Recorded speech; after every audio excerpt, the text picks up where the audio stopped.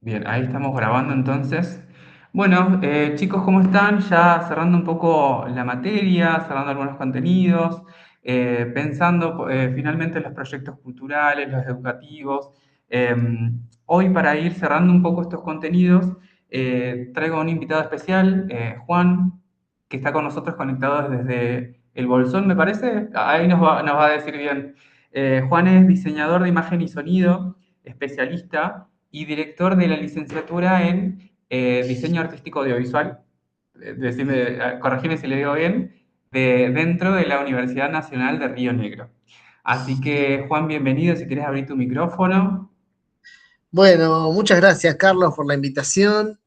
Sí, como bien decías, soy diseñador de imagen y sonido, graduado en la FADU, UBA, y mi título de posgrado es de especialización en comunicación digital audiovisual en la Universidad Nacional de Quilmes.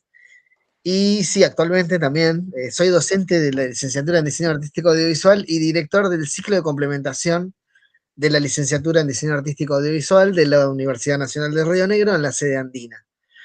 Hago esa aclaración porque, si bien se llaman igual, son dos carreras diferentes, unidas por el mismo tronco, digamos. O sea, el CCC es un desprendimiento de LDA, es una carrera virtual nueva que funciona de manera autónoma con sus 16 años de experiencia de LDA, de alguna manera. O sea, si bien este es el primer año que estamos arrancando con las cursadas, en el momento en que yo soy convocado para crear esta nueva carrera y darle forma, lo pienso en función de los 16 años que ya tiene LDA, que es la carrera presencial, todas esas cosas que funcionaron y todas las que tal vez no funcionaron tan bien, cómo poder optimizarlas. Y después en LDA existen dos orientaciones, una es en realización y la otra es en nuevos medios y medios digitales. Yo lo que hice cuando me convocaron para esta tremenda aventura fue orientarla directamente hacia la convergencia y la transmedialidad, entendiendo que el futuro de alguna manera va hacia ese lugar y que las carreras universitarias, en este caso, siempre hay que pensarlas a largo plazo. Si uno piensa la carrera para el presente de ahora, el año que viene o dentro de 2 meses ya está desactualizada. Con lo cual, pensar con esta visión a futuro nos permite de alguna manera poder ganarle un poco de tiempo a el tiempo que lleva una carrera a establecerse, consolidarse, y no solamente eso, sino también mantenerse actual con los contenidos necesarios. Que en estos momentos, además, lo que nos sucede es que las carreras cada vez son más cortas, las ofertas académicas, y a la vez ese acortamiento lo que hace también es que los planes de estudio tengan que reverse cada tanto mucho más rápido. Aumenta esta frecuencia, o sea, hace 20 años atrás había carreras que podían pasar mucho tiempo sin tocar su diseño curricular y hoy en día es impensable que pasen 8 años y no estemos reevaluando algo, porque es necesario eso de actualizarlo en un mundo donde ahora con la irrupción de la inteligencia artificial cambia mucho sustancialmente algunas cuestiones, tanto de producción, de creación y de un montón de herramientas que giran en torno a las inteligencias artificiales y que a veces no las consideramos en la forma que deberíamos pensarlas.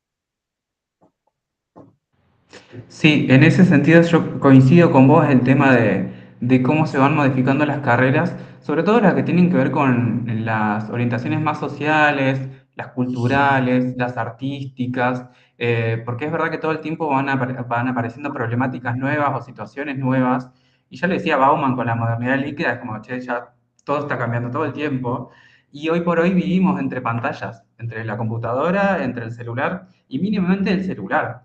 O sea, todas las personas tenemos Sí, celulares y si no tenemos un celular estamos desconectados del mundo, pareciera. No te enterás qué está pasando afuera, qué le pasa al otro, no te llega un mensaje, nada, estás desconectado. Me parece re interesante lo que venís planteando sobre la presentación de esta carrera y creo que por eso me gustaba que seas parte de esta entrevista para que nos cuentes un poco sobre esa gestión que ya lo venís haciendo. Y una de las preguntas que estaba pensando es, ¿Por qué elegir la modalidad virtual para esta carrera? Bueno, en principio la modalidad virtual es muy propia de nuestra época, o sea, yo hice la especialización en la UNCI de manera virtual, fue una de las primeras carreras que se abrió en su momento cuando yo entré era bimodal, o sea que era virtual, un 90% virtual, pero tenía un par de encuentros presenciales, después cuando empecé a cursar cambió la reglamentación y quedó completamente virtual. Eso me ahorraba un montón de viajes a mí. Viajar de Bolsón a Buenos Aires, así sean 2 veces al año, implica traslado, implica un montón de cosas, estadía y demás, eh, que encarece mucho para alguien que de pronto está con un sueldo docente y que tiene otras responsabilidades, familia y demás. Eso también es importante, entender de esta cuestión de las posibilidades de los posgrados dentro de las ofertas que hay, lo que a uno le puede gustar y lo que uno puede pagar también, porque existe esa realidad, uno tiene que elegir, tal vez uno quisiera hacer una formación mucho más interesante para uno, atractiva, pero los costos no lo permiten. Y tenemos que elegir otra formación dentro de la línea que a uno le interese, que tal vez sea más económica en ese sentido, y la virtualidad permite mucho eso, reducir costos. Además, a lo que nosotros venimos transitando con el CCC es muy lindo porque hemos recibido ingresantes de distintos puntos del país, incluso internacionales. Tenemos una estudiante que es venezolana, viviendo actualmente, es un poco nómade, pero está radicada en este momento en Chile, en el norte de Chile, la frontera con Perú, Bolivia, toda esa zona. Eh, y después tenemos gente de Chaco, de La Pampa, de Buenos Aires mismo, de Córdoba, de Jujuy, de Neuquén, muchas provincias de la Patagonia.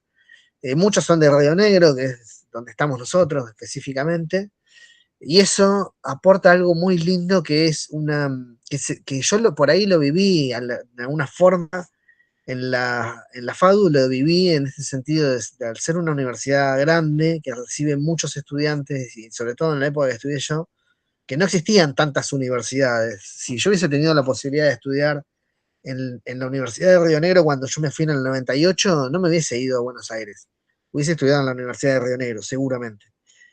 Como no existía esa posibilidad, con mucho esfuerzo me fui a Buenos Aires y ahí me encontré con otras realidades y con otra federalización, donde uno se encontraba con otros provincianos como uno de otros lugares, pero no siempre diluidos en ese, o sea, los provincianos siempre éramos menos. Eh, Eran muchos más los porteños o la gente del AMBA, ¿no? Del Gran Buenos Aires. Eh, y esto lo digo no por una cuestión, al contrario, es una cuestión cultural. El acento, la forma de pronunciarlo, cómo le decimos a la empanada, si la empanada lleva aceituna o pasas de uva o papa o lo que sea, define de alguna manera quiénes somos.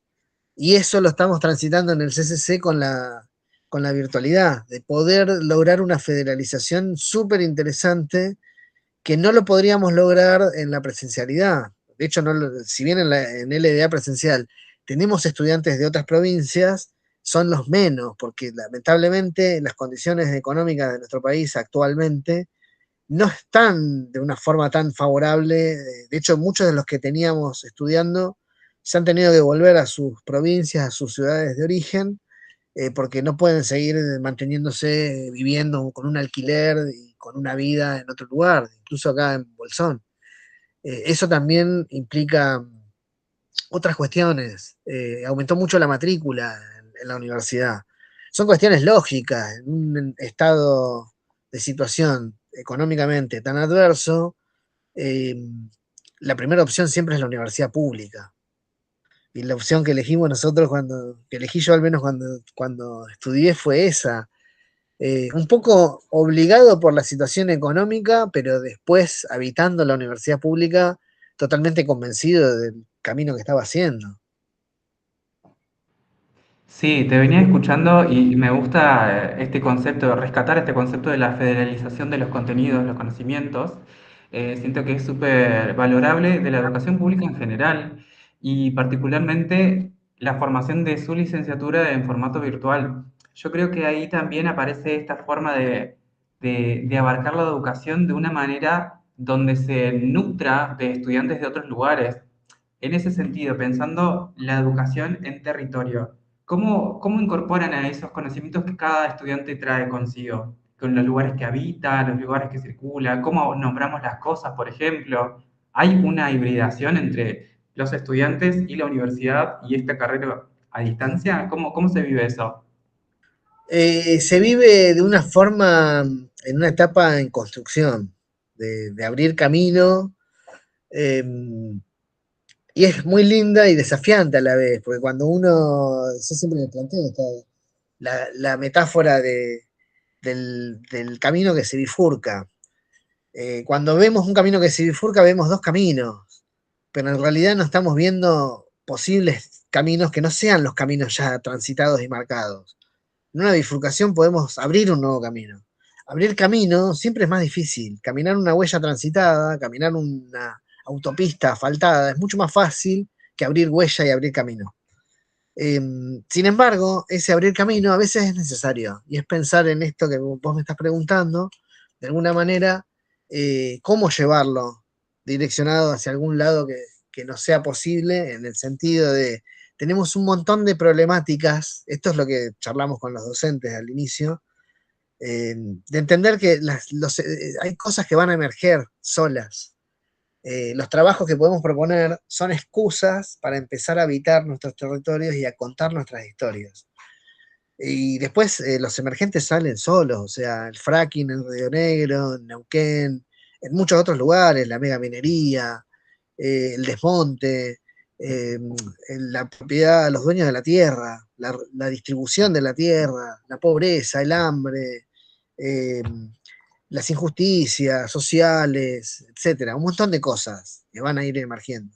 Y no es lo mismo, el hambre es hambre en cualquier lugar, pero no es lo mismo el hambre en el Chaco que el hambre en una provincia de la Patagonia, entendida con esos anclajes territoriales. Así como en algunos lugares hay ciertas comidas típicas o ciertas costumbres culturales, sobre todo relacionadas a lo gastronómico, frutas de estación y demás, en otros lugares, o sea, entender un poco eso también de por qué ahora no, está todo el debate este con la zona fría y demás. Bueno, es realmente muy complejo. Vos que sos de Trelew lo entenderás bien. Es complejo habitar la Patagonia, en el sentido, sí, la fotito en Bariloche es re linda mientras está la foto, pero después el frío, y no es lo mismo el Bariloche céntrico del centro cívico que el Bariloche del Alto, o sea, son realidades diferentes en ese sentido. No es lo mismo pasar eh, frío con leña mojada o sin leña incluso, que estar calefaccionado. Hay un montón de necesidades que a veces son muy injustas en el sentido de la vida. Esto sucede mucho cuando uno transita la Patagonia, mucha gente dice, oh, es caro, es caro, es carísimo. Bueno, hay que pensar, como la trajeron de 5.000 kilómetros. Eh, Hay que pensar un montón de otras cosas, que de pronto, sobre todo esto en momentos de rodajes pasa mucho. La fantasía de, oh, vamos al rodaje en la Patagonia como si fuera algo idílico, y después termina siendo tremenda remontada, porque parece que es todo re fácil y todo re lindo, pero bueno, después hay problemas propios del territorio, la falta de conectividad, el viento, no como problema en sí, sino digo como problema para el rodaje, o situaciones de mucho tránsito, en el sentido de mucho tránsito de territorio y no encontrar, o sea, tener que desplazarse tanto, la extensión del territorio. Eso es algo que es muy notorio acá, por ejemplo, en las montañas. Para otros será una montaña, será algo que ve en una foto, para nosotros es algo que lo tenemos acá presente, y que lo vemos, y que vemos el cambio del ambiente, del pueblo mismo, de la ciudad, de cómo año tras año los incendios van modificando la geografía modifica el clima modifica la cultura modifica el pensamiento de una sociedad. Son un montón de cosas que están vinculadas. Y parte del CCC es pensarlo de esa manera, entender que la comunicación audiovisual es nuestra herramienta, entender que el eje transversal es el anclaje territorial. Por eso una de las primeras materias que pensé en ese sentido fue territorio, identidad y representaciones audiovisuales.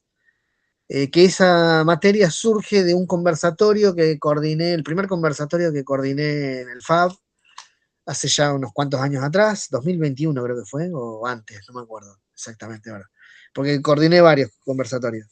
Y en ese conversatorio hablamos con Carlos Sorín, entre otras personas, sobre el territorio, los conceptos de territorio e identidad. Y con el tiempo fuimos desarrollando otras posturas, otras posibilidades, ¿no?, de explorativas en distintos conversatorios en el FAB, y siempre iban por este lado. Y la segunda materia que pensé, que no, son dos materias que no existen, no existían en LDA, es perspectiva interseccional de la comunicación.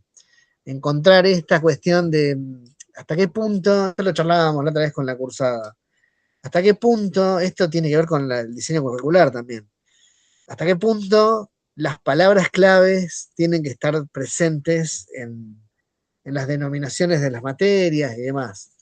Eh, y no es una moda, porque podríamos pensar que es una moda hablar de territorio. Hoy se habla mucho de territorio, se habla mucho de identidad. No se habla tanto de representación audiovisual o de representaciones audiovisuales, pero sí se pone, se habla mucho de estudios decoloniales, postcoloniales, neocoloniales, y es aceptable siempre y cuando esa identificación del término no sea simplemente porque está de moda y es ganchero y entonces la gente se va a enganchar, sino porque tiene un anclaje profundo con la propuesta.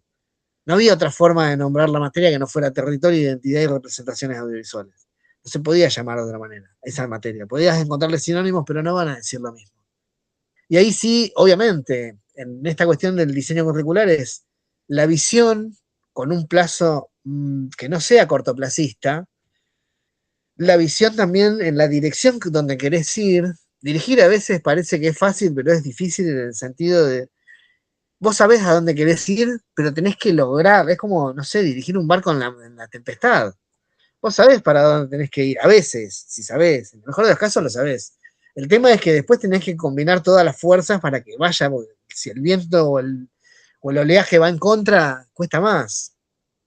Tal vez eso es lo más difícil, de mantener la dirección, pero teniendo esa dirección es mucho más fácil después llegar a estos lugares. Y estas son cuestiones que nos agradecen mucho nuestros estudiantes porque encontraron ese nicho importante de pertenencia para construir una identidad académica en este caso, y es algo que no está presente en otras carreras o en otras propuestas, que yo mismo lo venía advirtiendo y pensando desde la materia que doy en LDA, que es Historia Analítica de los Medios Audiovisuales.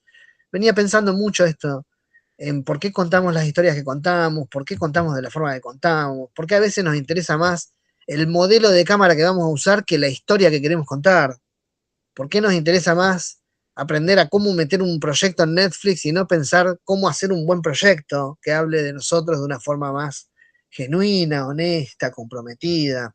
No es que todos los proyectos audiovisuales tengan que tener un compromiso real con la comunidad, pero si lo tienen, van a ser mucho más pregnantes y tienen muchas más posibilidades. Lo otro es cosmético, es accesorio, se consigue en cualquier otro lado, cualquier otra plataforma. De ahí que muchos contenidos tan estandarizados, incluso implantados en el territorio, no funcionan de la misma manera, sin que por ello los contenidos no sean buenas producciones audiovisuales. Me refiero a contenidos de producciones mainstream, donde el territorio pasa a ser un paisaje. Y si el territorio es un paisaje, yo considero que tenemos un problema, porque el territorio no es necesariamente un paisaje. Sí, es un diferencial, pero no puede ser el único ponderable. O sea, uso el territorio como paisaje. Entiendo, lo que querés Actores, decir es que, no, que el paisaje no sea solamente la escenografía, sino entender Exacto. un poco quiénes viven ahí, cómo la habitan, qué transitan, qué Esa es problemáticas la hay. parte más injusta en la representación más hegemónica, de la visión más hegemónica desde Buenos Aires particularmente, desde los grandes centros de producción. Eh, es difícil contar un territorio, una realidad que uno no habita, porque uno lo cuenta desde afuera. Cuando salió las noticias hace unos años atrás, salió la noticia en Río Grande, creo que era. En Río Grande tienen veredas con calefacción. Y la noticia era que la gente en Río Grande tiene veredas calefaccionadas. Era un sistema para evitar que no se congelara la salida de los autos. O sea, no es una calefacción, pero bueno, esa desinformación te lleva a eso, a pensar que estas cuestiones, o sea, por eso para mí es importante el anclaje territorial en el sentido de si voy a hacer una producción, algo que se discute mucho, buenos actores, y no es la discusión sobre la actuación o el nivel actoral o ese valor, buenos actores representando personajes provincianos, con acentos muy marcados, en algunos casos sale mejor y en otros sale horrible, porque un cordobés es un cordobés y un porteño haciendo de cordobés a veces es un porteño haciendo de cordobés, o cualquier otro acento. Y ahí es donde se producen estas injusticias que creo yo que es que alguien que viene de afuera, de otra realidad, no tiene ese compromiso o anclaje territorial, y entonces va a contarlo de una forma más descarnada. Descarnada en el sentido más insensible, no pudiendo comprender esa otredad, no pudiendo comprender la otredad del el puestero que está en la estepa y que tiene un ser humano más próximo a 100 kilómetros a la redonda, en pleno invierno. No sé, como ha habido casos en los últimos años que hubo fuertes nevadas, hubo casos de rescates de puesteros o de personas que quedaron completamente aisladas en parajes inhóspitos en ese sentido. Transitar, conocer y habitar el territorio, escuchar a las personas, escuchar las historias, tratarlos de igual a igual, para mí eso es fundamental. Muchas veces la instancia de realización pareciera que estamos haciendo un documental de animales para National Geographic y el otro es un sujeto que merece todo, o sea, no es que yo porque soy un realizador, soy académico y esto, soy superior y entonces lo fotografío como si fuera una llama en la puna, pero no, no es una llama, es una pastora de llamas. A veces parece que algunos realizadores tratan mejor a los animales que a los seres humanos en ese sentido. Y estoy completamente en contra de esas producciones, no de las producciones en sí, sino de esa forma de representar, que es, vengo yo, porque generalmente la visión esta es pensando en un mercado europeo, para ganar premios en festivales europeos. No es un verdadero. Quiero contar esta historia porque me emocionó esta historia de una persona que vive en la Puna, en la Estepa o no sé, donde sea, no importa, en Puerto San Julián. Siempre uso ese ejemplo, qué difícil que es vivir en Puerto San Julián, como qué difícil es vivir en cualquier otro lugar también.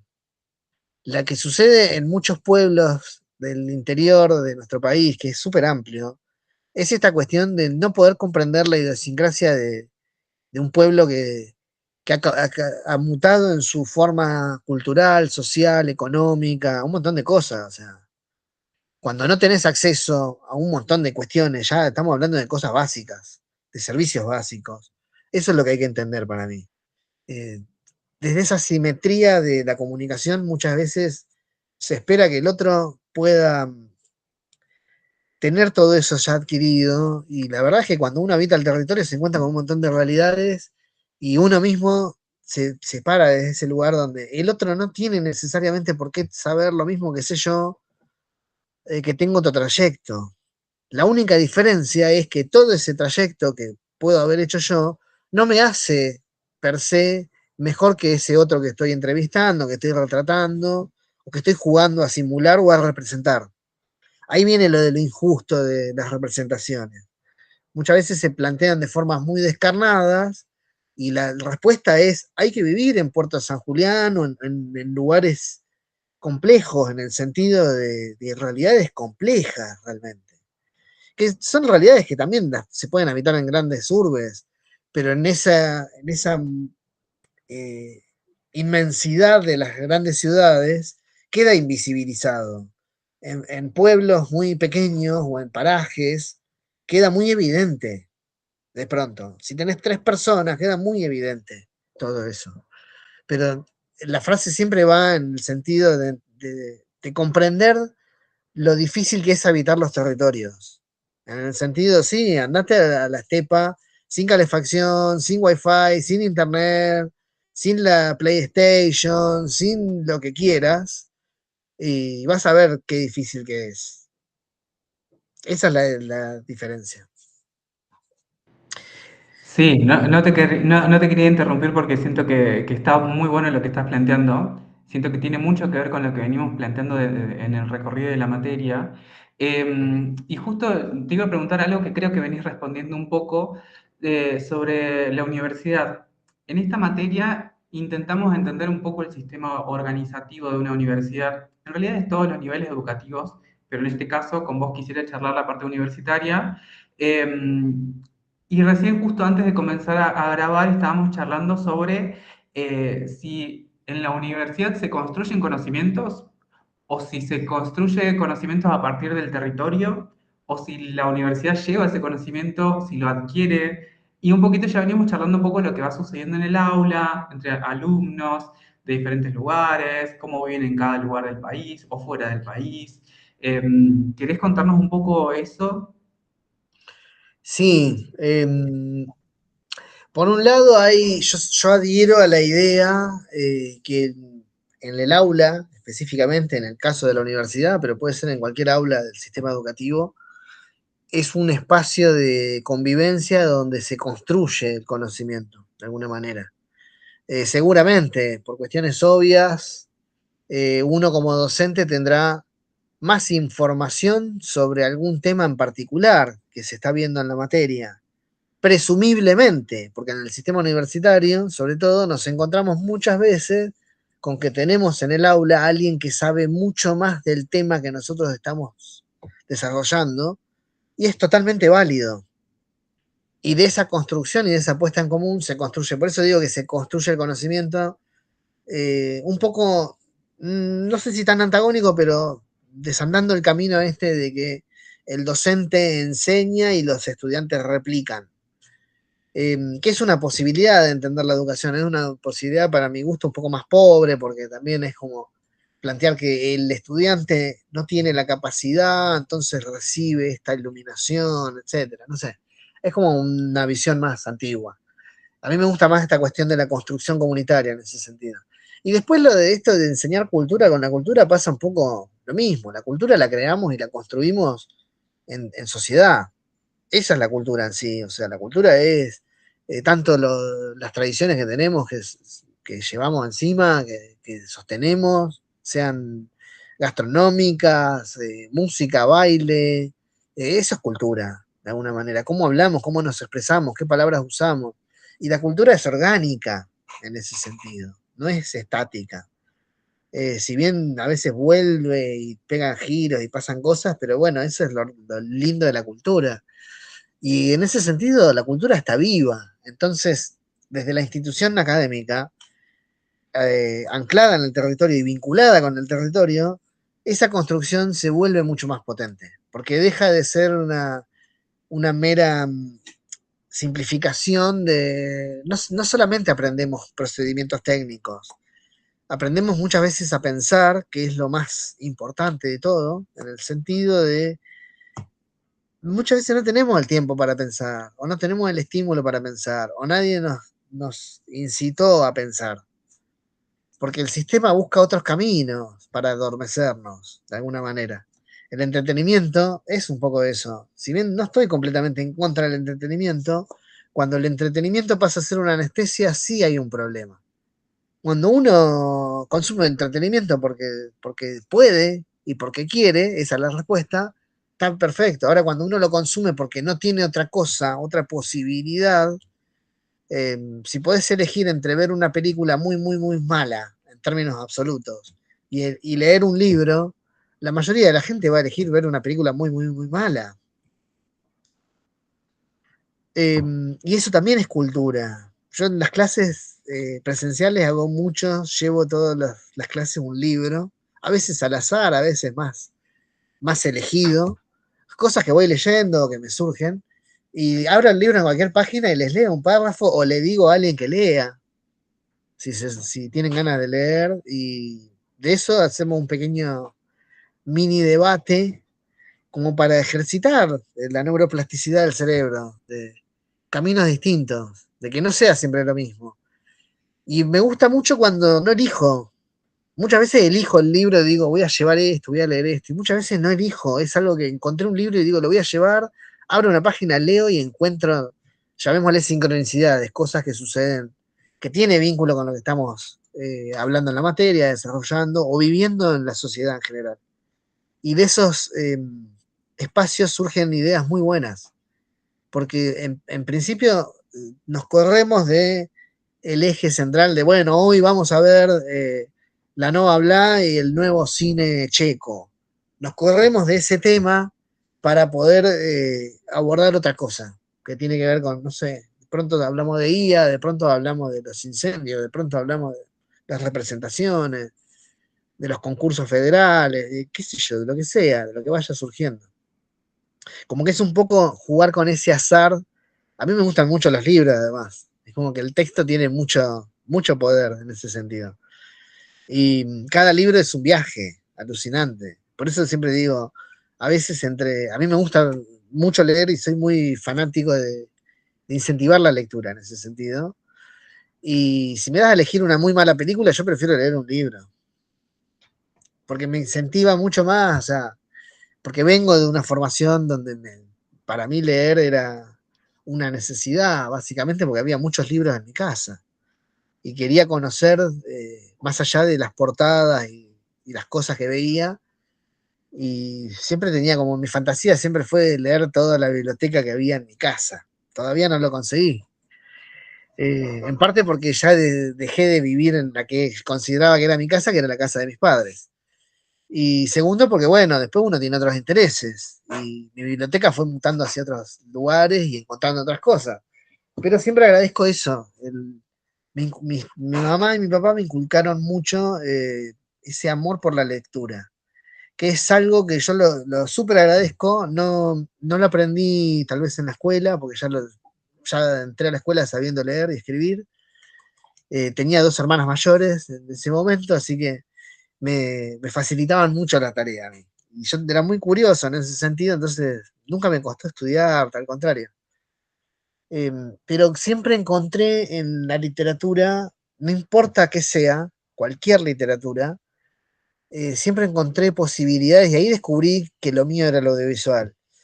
Porque cuando vos estás leyendo un libro, te estás imaginando el vestuario, te estás imaginando la ambientación, te estás imaginando los personajes, o sea, es muy distinto. Vos ves una película y Han Solo es Harrison Ford, ¿no? ¿Es Han Solo o me estoy equivocando? Sí, es así. No sé, yo Bueno, te estoy diciendo que sí, pero no sé. bueno. O Indiana Jones, vos lo ves y es Harrison Ford. Ahora, si vos lees un libro donde hablan de un Indiana Jones, tal vez no le vas a poner la cara de Harrison Ford, o te lo imaginas de otra manera. Porque esa es eso es lo lindo de la literatura, que te permite ese vuelo, y a veces entiendo por qué la gente no quiere leer y prefiere ver una mala película. Pero son elecciones, y no está mal tampoco, son elecciones culturales en ese sentido. Y ahí pasa esta cuestión de la diferencia entre enseñar cultura o construir cultura, que para mí es un poco lo importante, y cuando esa construcción pasa a ser cultura en el territorio. Sin el anclaje territorial no se construye completamente cultura. En el sentido estricto de, hay historias que son universales y que se pueden contar de mil maneras, pero que si se despegan mucho de su anclaje territorial pierden fuerza. Otras historias que cobran mejores sentidos y demás porque se universalizan.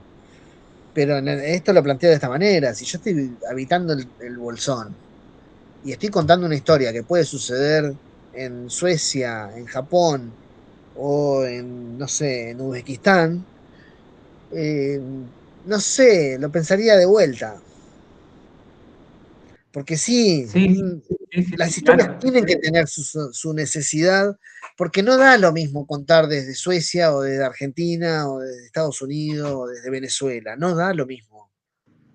Y un poco lo que propone la globalización, que se extendió muchísimo a fines de los 90, sobre todo estos conceptos, el fin de la historia, todas estas cuestiones, el fin de los grandes relatos, todas estas cosas que fueron sucediendo, que nos fueron moldeando y direccionando hacia lo que hoy se conoce como liberalismo libertario y todas estas cuestiones, que las podría discutir en muchos órdenes, pero no tengo ganas en este momento, nos llevan un poco a pensarlo de esa manera, o sea, el perder, la desterritorialización es un efecto muy nocivo porque en ese afán de construir una aldea global nos olvidamos de dónde venimos y quiénes somos y a quiénes tenemos al lado y perdemos nuestro sentido de identidad que consideramos que somos parte de un otro que ya nos excluyó desde su mero pensamiento, posiblemente o Sí. potencialmente. Sí, sí, sí, tal cual, tal cual. Y me gustaría quedarme un poco ahí, por ahí por donde andamos, porque me venís contando un poco de cómo son tus clases, en el hecho de llevar libros, que me parece una muy buena estrategia, también para formar nuevos profesionales que estén atentos a qué va sucediendo y cómo relacionarlo con su realidad próxima. Que si vamos al caso, todas las personas tenemos realidades diferentes por Sí, diferentes cuestiones, ya del género, la clase social, el barrio donde vivís, de qué forma vivís, a qué distancia, de qué distancia tenés de tal cosa, tal otra. Entonces, como que hay un montón de subestructuras que nos estructuran, valga la redundancia, nuestra forma de pensar y de relacionarnos. Me quiero quedar un poco ahí en ese rol docente y en tu rol de director, ¿sí? Recién hablabas un poco sobre cómo se gestiona y cómo tener un norte y cómo eso facilita un montón de acciones desde la gestión en ese rol. Me gustaría saber qué pasa en esa toma de decisiones entre tus ideas o tus proyectos o tus intenciones de direccionar la carrera, por ejemplo, en tu caso, y cómo sucede o cómo se toman las decisiones entre vos, entre un sistema organizado, como puede ser la universidad en sí, o con otros docentes y con estudiantes. ¿Vos cómo sorteas todas esas decisiones que tenés que tomar en base a todos estos factores? bueno, en principio, entender todo el marco institucional, en principio, entender eso, que es lo básico, entendiendo que existe un organigrama, existe un estatuto, existen un montón de variables dentro de la universidad que son el marco específico. Por fuera de eso, nada, dentro de eso todo. Y después entender los vínculos institucionales con las personas. Yo siempre digo, la institución no somos las personas que habitamos la institución. La institución somos la suma de todas las personas, en todo caso. Porque a veces nos enojamos con alguien en particular, un estudiante con un docente con otra persona en un cargo superior, etcétera, con alguien que toma decisiones. Y, y puede ser válido o no, no importa eso. Y confundimos y nuestra bronca pasa de la persona a la institución y le tomamos bronca a la universidad, a X, no importa. Y ahí hay un error conceptual, porque eso es no entender el marco institucional. Eh, después, volviendo a esto, ¿por qué lo tomo? Porque para mí es importante saber manejarse con las personas que habitan la institución y entender que hay gente que va a estar siempre dispuesta a orientarnos. O sea, por algo las personas ocupan cargos directivos o cargos de gestión, que son los que van a ir marcando un poco, che, por acá sí, por acá no tanto, fíjate esto, fíjate lo otro. Hay personas, a mí, por ejemplo, me ayudaron muchísimo desde el rectorado, toda la parte de títulos y de egresos y demás, que es la gente que sabe, que estudió específicamente para hacer un diseño curricular y que saben perfectamente cómo repartir créditos, horas, etcétera, denominaciones de materias, las horas, lo que sea, un montón de cosas que son más técnicas por ahí. Que en esos armados que yo iba haciendo me iban diciendo, che, esto está buenísimo, pero fíjate, cambia esto. No sé, hay cosas que por ahí van surgiendo con el consenso de tanto vicerrectorado, secretaría académica y demás, donde no sé, había planteos que venían ahora, y esto sí yo lo tomé mucho, porque en parte lo he experimentado cuando estuve estudiando el posgrado, y después soy parte del sistema educativo universitario, y considero que esto que vos planteaste, estar actualizado es necesario, porque no podemos estar 20 años repitiendo lo mismo. O sea, la tecnología cambia, los conceptos pueden no cambiar, pero sí la tecnología. Entonces tenemos que estar adaptándonos a un montón de cosas que tal vez no podemos explicar cosas que no conocemos. Si no experimentamos con la inteligencia artificial, no podemos hablar de inteligencia artificial con algo que leí por ahí, que saqué de redes, de Reels de TikTok. No, no es muy serio ni académico. Y en ese sentido, bueno, obviamente, escuchando, entendiendo de dónde me estaban hablando, que no era una cuestión. Esto es fundamental, entender que nada es personal en las instituciones. Eh, si bien habitamos personas, por eso lo importante es cada cosa que hacemos. Cuando somos la universidad pasa eso, o sea, uno como directivo es la universidad en algún punto, o sea, y si yo hago algo bien, la universidad suma puntos, y si yo hago mal, la universidad resta puntos, más allá de si yo quedo bien o mal, o sea, todas las personas que pasamos por la universidad, cuando hacemos las cosas bien, dejamos cosas muy positivas a la universidad, y cuando no las hacemos tan bien, hacemos tremendos daños en ese sentido. En las instituciones, la institución va a seguir existiendo, esperemos que así sean, muchas de nuestras universidades, por eso se fundaron también. Nadie funda una universidad para que, no, esta universidad va a estar hasta el año que viene y después ya está. Uno funda, y yo lo aprendí fundando esta carrera, uno funda una carrera deseando que esa carrera tenga muchos años de continuidad, incluso aún, sobre todo, cuando uno ya no esté, por las razones que sean, porque elegí otro camino, porque me fui a laburar a otro lugar, porque hice otra cosa, porque me llevaron a otro lado, porque me jubilé, porque me morí, lo que sea. Las instituciones funcionan así, y si lo pensamos, ese es el problema también dentro de muchas instituciones, que las personas no entienden que los procesos dentro de la institución son finitos. Y bueno, y así se van, se mueren adentro de la institución, en algunos casos para bien y en otros casos para no tan bien, en el sentido de que todo el tiempo hay necesidad de recambio. La vida es así, orgánicamente. Nos vamos haciendo más grandes, con suerte un poco más sabios, y después tenemos que dejarle camino a los que vienen atrás. Entender eso es entender muchas más cosas que a veces cuesta mucho. Todas las generaciones tienen este choque de los que quieren entrar a ocupar espacio y los que no se quieren ir porque no quieren dejar el espacio. Los choques de eso van a existir siempre. Las instituciones surgen todo el tiempo. Y en ese sentido, bueno, ahora con los estudiantes, al tener la primer cohorte, el proceso es diferente en el sentido de se está construyendo la identidad académica, que eso es algo que en 3 meses ya estamos construyendo ese sentido de pertenencia, que es muy lindo. Yo estoy orgulloso de eso, porque hay una clave para entender cómo funcionan los ciclos de complementación. Al no ser carreras completas, los ciclos de complementación establecen cuál es el punto de partida del ingreso. El ingreso nunca es desde cero, no es que nosotros recibimos estudiantes que nunca tuvieron una materia audiovisual, sino que ya cursaron al menos 2 años de tecnicaturas en el campo audiovisual, ya sea en producción, en fotografía, sonido o cualquier otra arte escénica, lo que sea, dentro de las posibilidades que establecimos, obviamente. Y a partir de eso, lo interesante es que la base es muy diversa, porque vienen de distintas escuelas, de distintas universidades, de distintas visiones y distintas metodologías. En el CCC se encuentran, se nivela, y ahí los años que ofrecemos de formación son esa complementación que son con el ADN de LDA y esta visión mucho más direccionada hacia la convergencia y la transfederalidad con su carácter federal además. Y ahí es donde terminamos de lograr esa identidad completa, que es lo interesante también. Por eso somos la misma carrera, pero somos diferentes porque la base es distinta.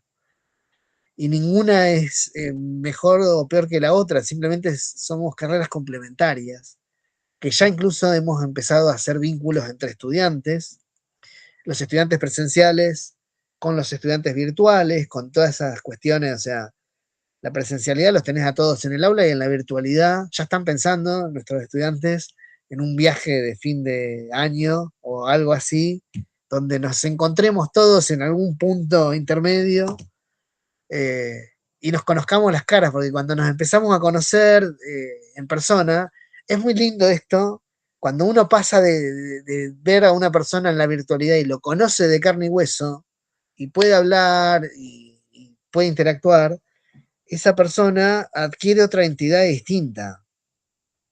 A mí me pasó en la pandemia con muchos estudiantes que me cruzaban después en algún evento, en el FAB, en algún lado, en algún festival, y me venían y me saludaban y yo no sabía quién era, porque yo veía un emoji, una miniatura, un nick, un algo, y nunca podía asociar la cara de esa persona que estaba atrás de un avatar. Y hay algo súper lindo en ese sentido de, de la, de las cosas que tiene la virtualidad. O sea, la gente que tiene presencial, tal vez, posiblemente, estarán pensando, uy, no, ojalá que vengan las vacaciones así no veo más a esta gente. Posiblemente alguien piense eso. El que está virtual dice, uy, quiero que avance el tiempo, así en algún momento nos encontramos y nos vemos las caras, y nos conocemos en persona. Como que tienen distintas posibilidades. Y al cruzarlos, empiezan a pasar cosas muy lindas, porque de alguna manera estas dos carreras empiezan a funcionar traccionando en simultáneo. Alternadamente, las cosas que funcionan bien en el CCC van a ir marcando un poco la línea de qué se puede modificar en LDA.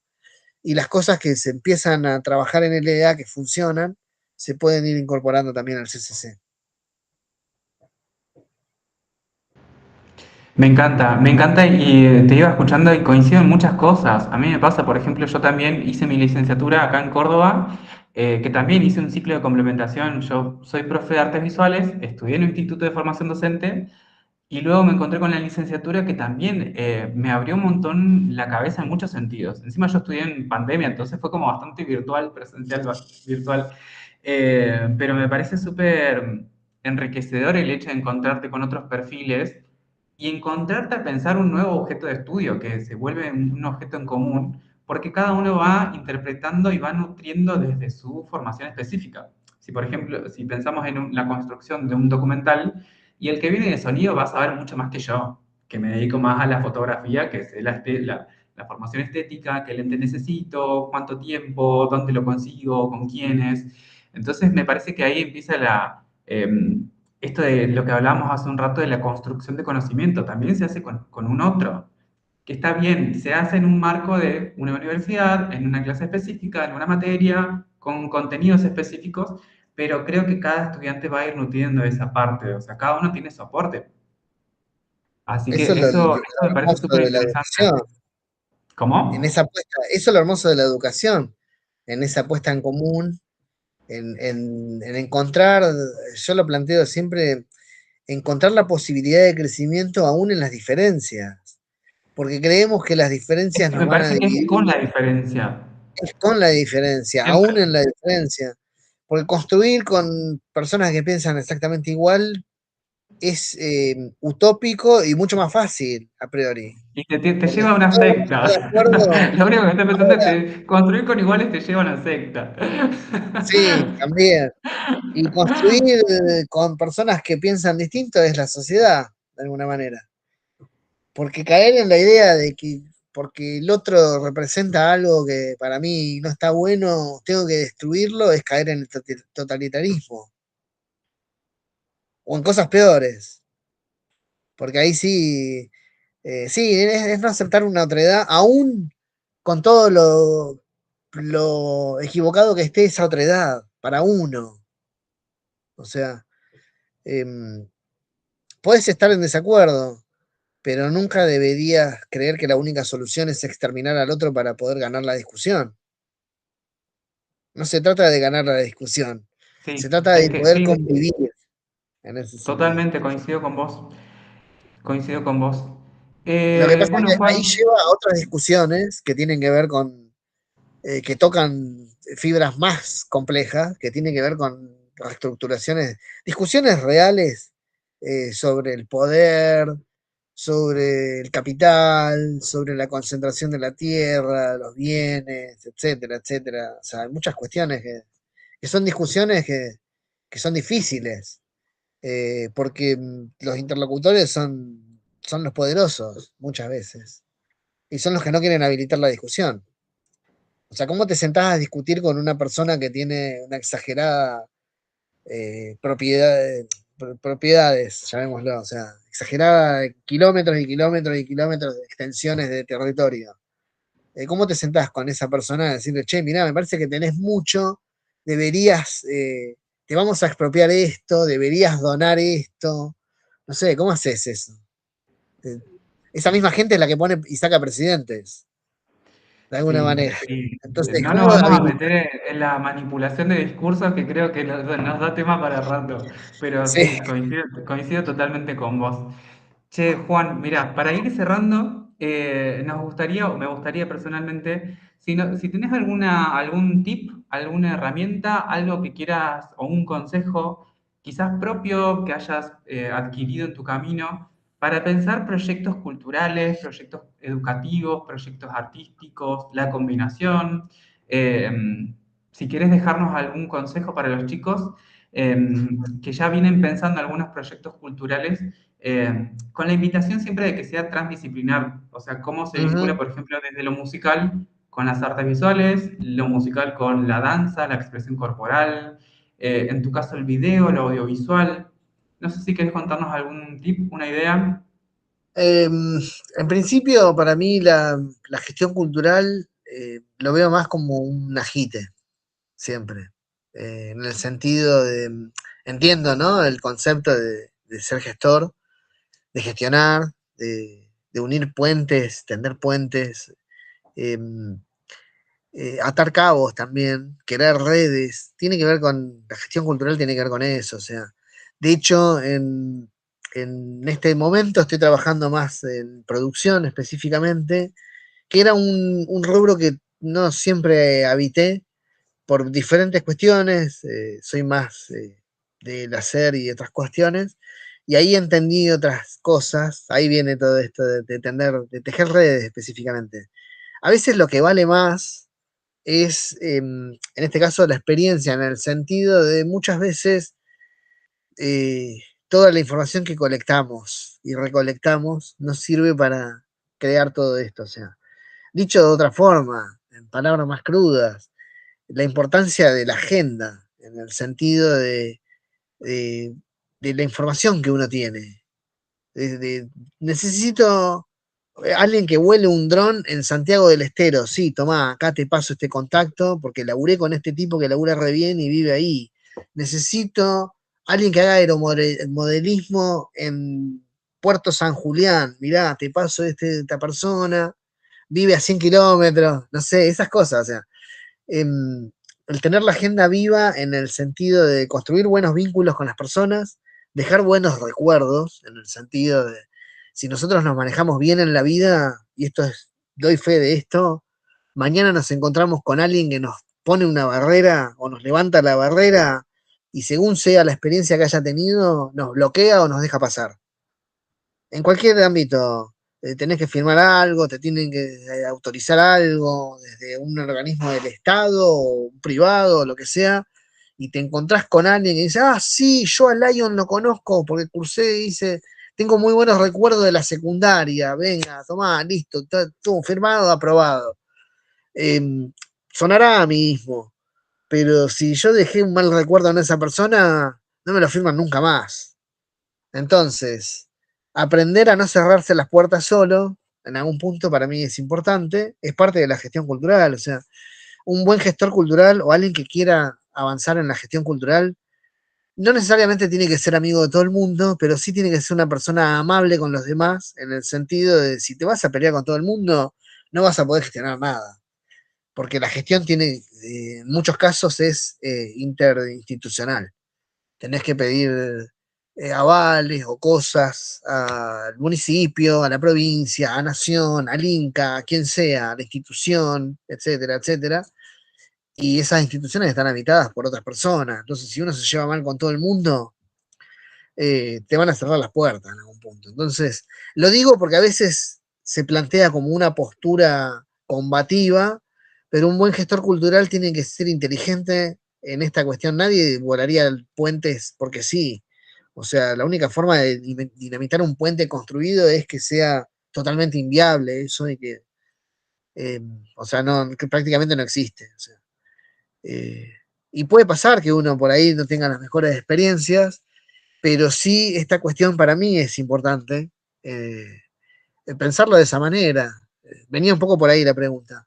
Y después me habías hecho otra pregunta más relacionada, si me la recordás, porque me fui un poquito del No, sentido, me no, parece. estaba bien, venís respondiendo bien. Siento que lo que resume un poco esto es tener fresco esta idea de que las instituciones, si bien son instituciones que parecen abstractas, están ocupadas por personas.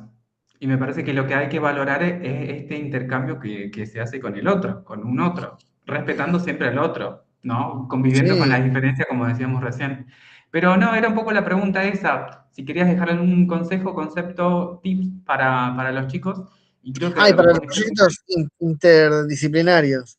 Sí, Eh, Pensar, esto viene tanto de proyectos, o sea, para mí es una máxima en mi vida.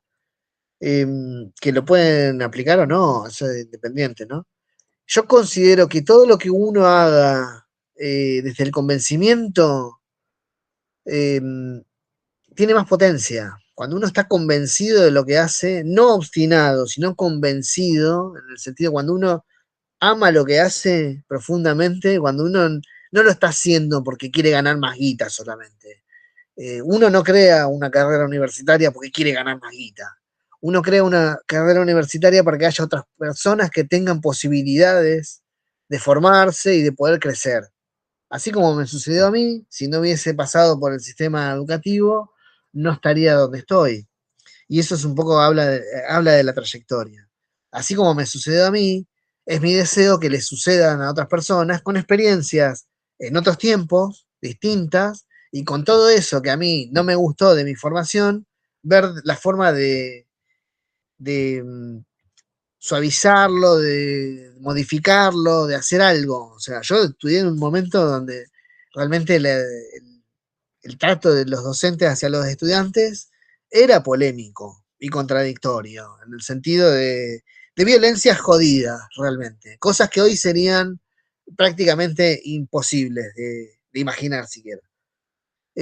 Y siempre luché contra esa cuestión de uno puede aprender sin necesidad de ese castigo, maltrato, no sé, o improcedencias también. En esa simetría de poder que implica la docencia, también hay una responsabilidad muy grande. O sea, que yo lo entendí pensando en esto, uno no sabe, esto se habla mucho en pedagogía, uno no sabe de dónde viene la otra persona cuando entra al aula.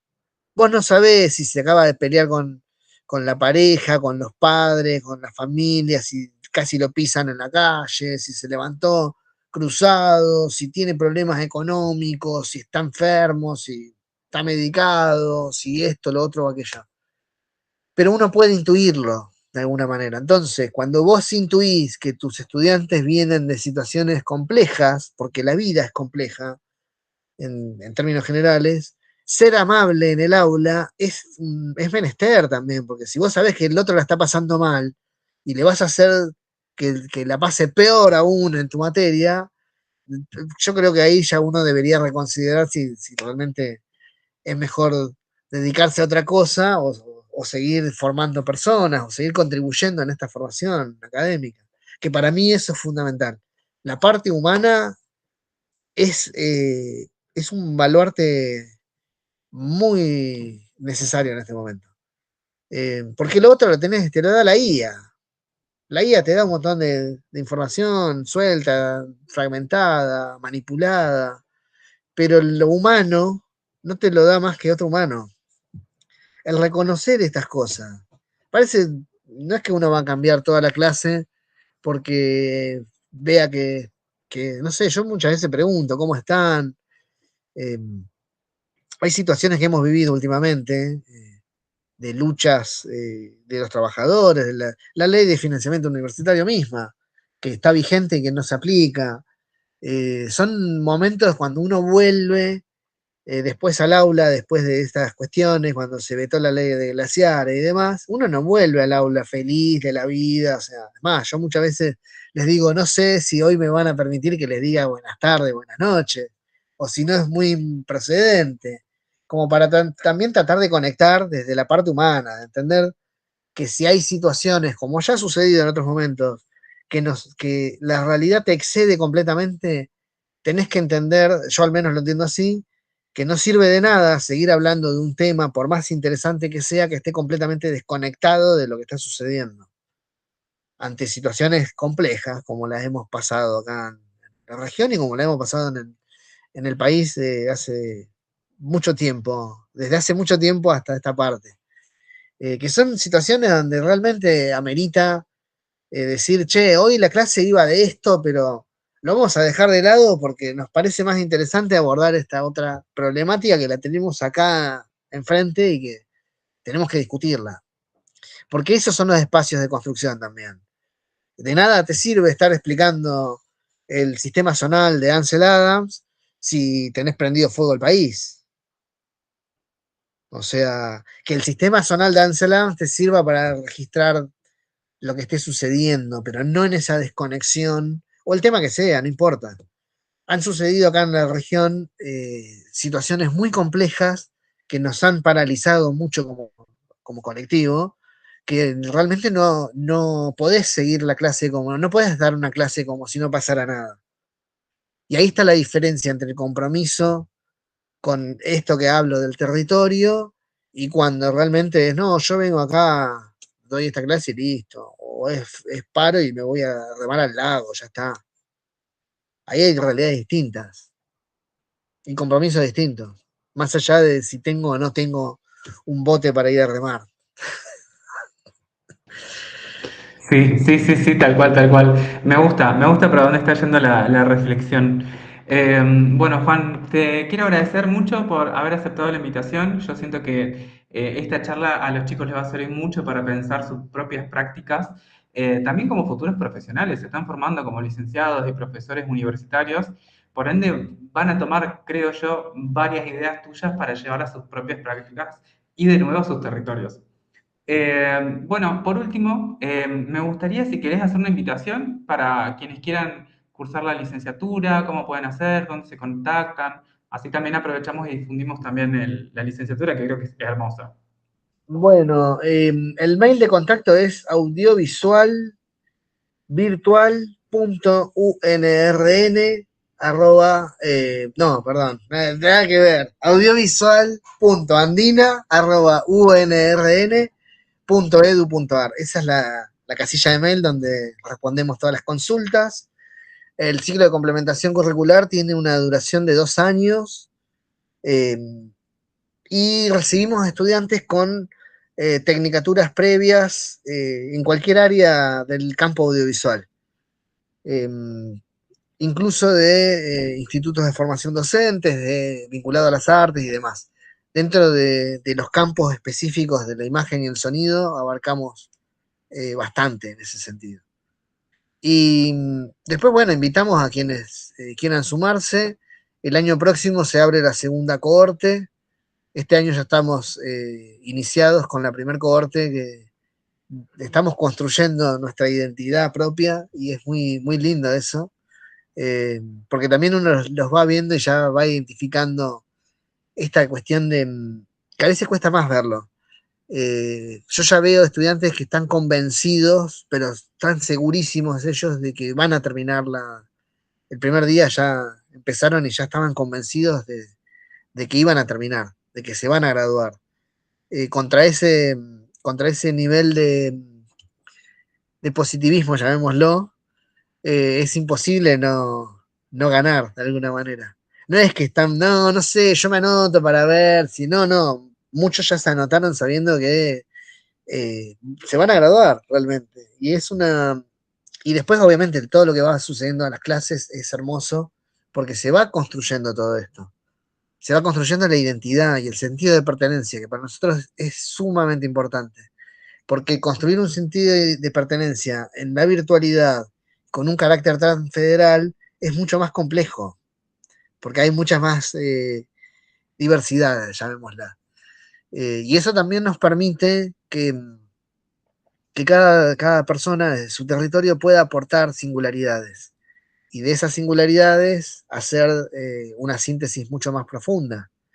Ese es el sentido federal, de alguna manera, que haya una representación y que esa representación, que es lo que no nos sucede como país, o sea, somos la República Federal Argentina, pero de federal tenemos poco, en la toma de decisiones, en la coparticipación, en un montón de cuestiones, tenemos poco de federal en ese sentido.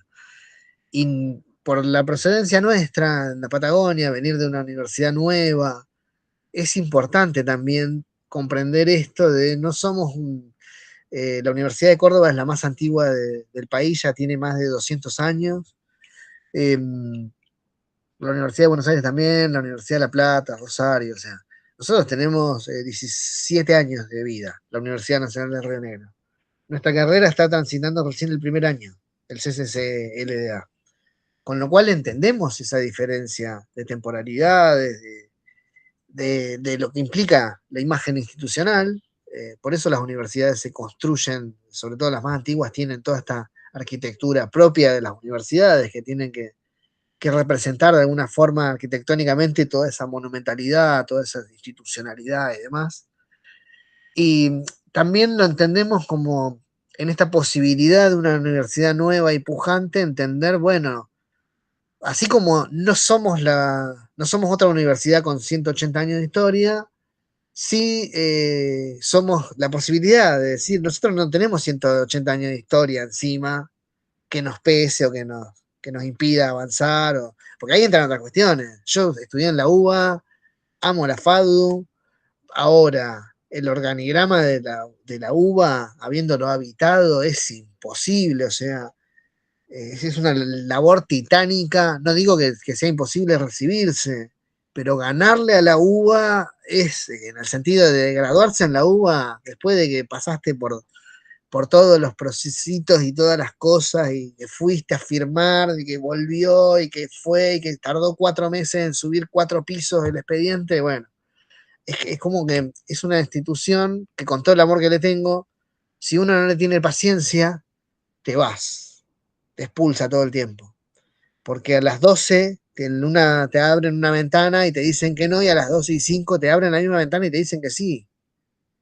Y de vuelta, no es la institución, son las personas, justo que. Yo esto lo aprendí en el CBC, cuando me alertó una persona que me dijo: mirá, si vos venís 5 minutos después, esta persona que te atiende y que te rechaza todo, tus papeles, se va a comer y te atiendo yo. Y bueno, gracias a ese consejo de Clarita, que era el personal no docente, me allanó todo, porque caía antes de las 12 y no, era hola, buen día, vengo a presentar. No sé, estas cuestiones de la vida. Son cosas que uno lo aprende cursando, qué sé yo. Pero para mí eso Qué bien, son me alegro, porque sí, es de nuevo volver a lo mismo de la importancia de las relaciones humanas, ¿no? sí.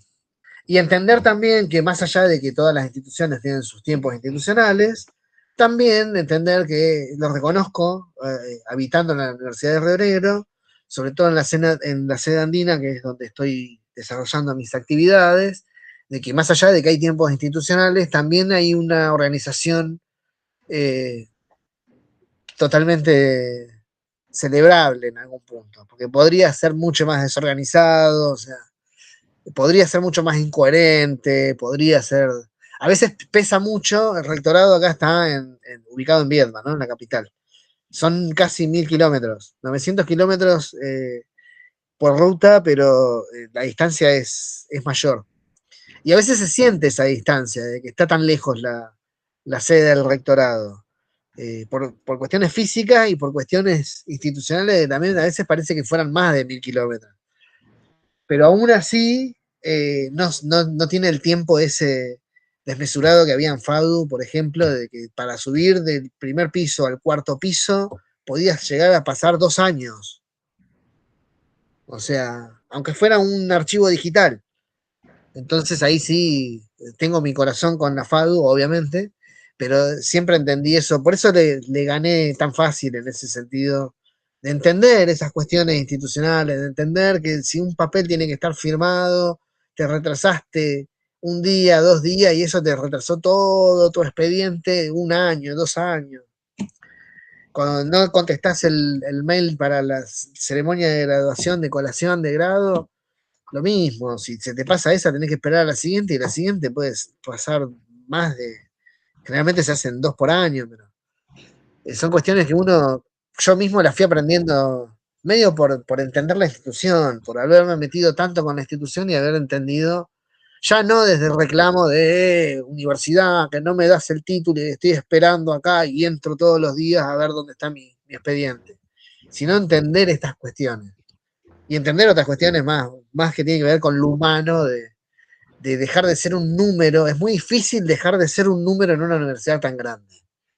En cambio, en una universidad pequeña es casi imposible eh, ser un número.